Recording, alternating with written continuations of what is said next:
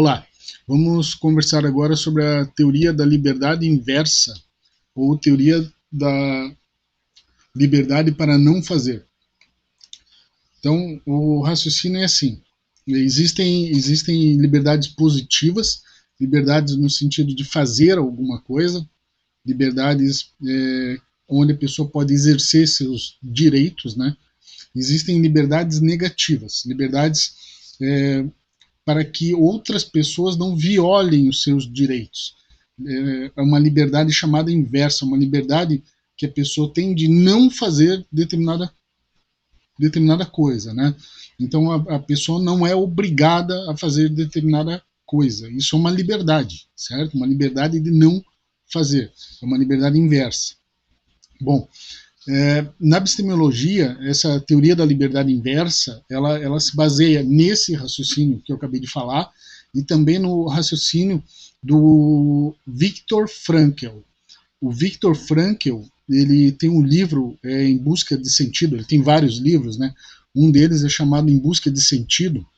Eu recomendo, inclusive, a leitura desse livro. Eu não tenho ele aqui comigo para mostrar a capa, mas ele é facilmente adquirido em qualquer loja, em qualquer livraria tem esse livro, e é um dos livros mais impactantes, um dos livros mais importantes do século XX. Então, realmente é um livro que vale a pena ser lido. E nesse livro, ele fala de muita coisa, né? Principalmente da logoterapia, que é uma escola de pensamento na qual ele é o titular, né? Que ele encabeça, mas dentro desse livro nós temos o raciocínio da liberdade de e da liberdade para. Na verdade, isso também já foi falado por Marx há muito tempo atrás, né? Mas o raciocínio é assim: o abstêmio ele pode não ter liberdade de usar drogas, liberdade de ingerir álcool, liberdade de praticar determinados hábitos da época da ativa, liberdade de frequentar lugares da ativa, né? Então, o abstêmio não tem essa liberdade de, ele não pode fazer, ele não tem essa liberdade positiva em relação a isso, certo? Mas ele tem uma liberdade para.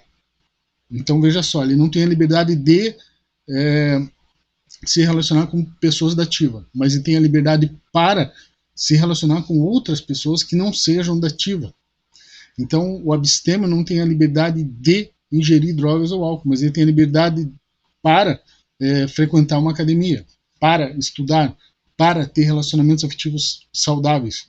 Então, o raciocínio da teoria da liberdade inversa, ou da teoria da liberdade para não fazer, é que existe uma gama enorme de liberdade, um rol gigantesco de liberdades para o abstêmio, que não fazem parte dos direitos dele que o conduziram à adicção. Entendeu o raciocínio? Eu acho que não é difícil de entender. Então, tudo aquilo que conduziu ele para a adicção, ele não pode agora praticar. Ele não é que ele perde essa liberdade, ele continua com ela, mas ele vai exercer a liberdade de não fazer aquilo, certo? Ele coloca todo esse rol de pessoas, hábitos, lugares, toda essa gama, todo esse sistema ideológico que conduziu ele à adicção, ele coloca do lado da liberdade para não fazer, certo? E agora ele começa a praticar outra forma de liberdade. Então, a teoria inversa, ela nos ensina isso, que embora o abstêmio não tenha algumas liberdades mais, porque se ele praticar aqueles atos, a tendência é que ele retorne ao processo de adicção, ele, em compensação, ele adquire uma outra gama, uma outra forma de liberdade, que é a liberdade para praticar outros atos que o afastem da adicção. Então, veja, ele não tem a liberdade de voltar à adicção, mas ele tem a liberdade para se conduzir na abstinência. Tá? Eu vou deixar um material disponível, como todos os outros, né?